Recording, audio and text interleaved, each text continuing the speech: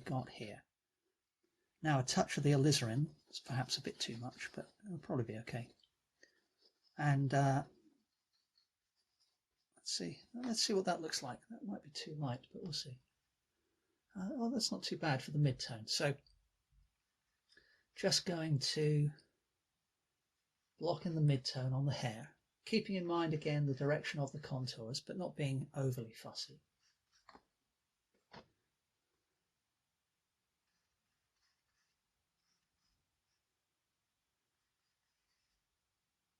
And then while I've got that colour on the brush, I'm looking to see if I can use that elsewhere.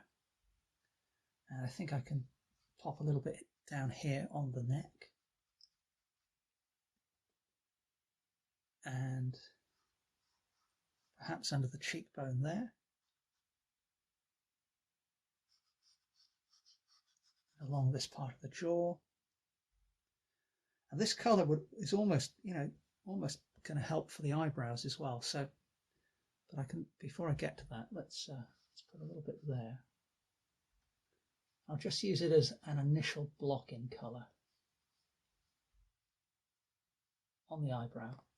So again, because it's a flat brush, it's not really the ideal brush for this, but it's okay. You can do a surprisingly precise job with a reasonably large brush.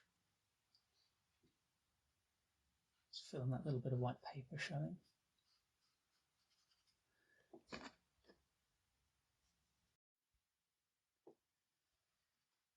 To add some deeper shadows to the hair, I've mixed up a 50-50 combo of burnt umber and ultramarine blue. Same brush as before. And if I get a little bit of mixing into that still wet mid-tone I just did, that's great. That's going to help the illusion that we're creating hair. Again, I'm still thinking in reasonably simple terms at this stage. Dark, light, mid-tone. That's all I'm doing.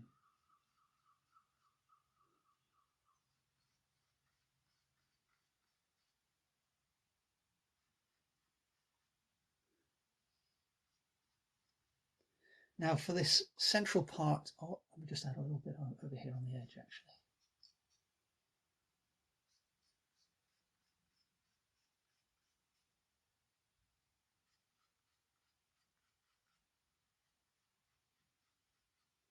Okay, so for this central part here, it probably isn't this dark, but the little headpiece, tiara, or whatever the official term is, that's going to sit there later, to make that pop, I'm putting a darker colour than there probably is in at the moment.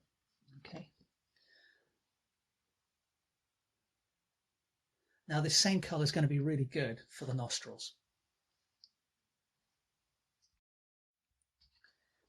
And as good as the little flat brush is, it's not going to be the brush for the job here. So I've switched to my little filbert. Same colour as before. I'm just struggling to rest my hand here.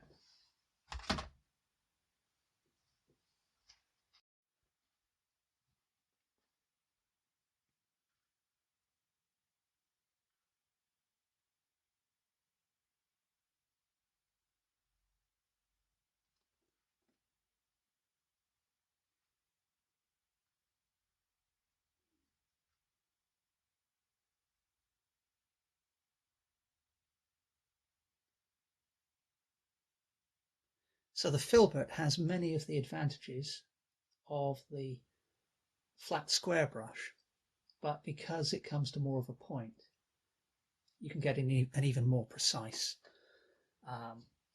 shape. You can create more precise shapes. So I'm going to stick with this colour to put in the eyelashes. Now I'm not going to attempt to draw individual eyelashes here. I'm just going to put in a line to indicate their general shape. So I'm thinking of them simply as a mass.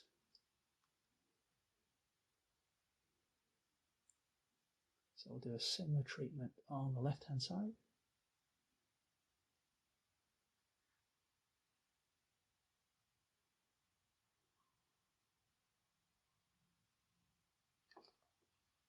And I'm just adding a touch of white to the same colour.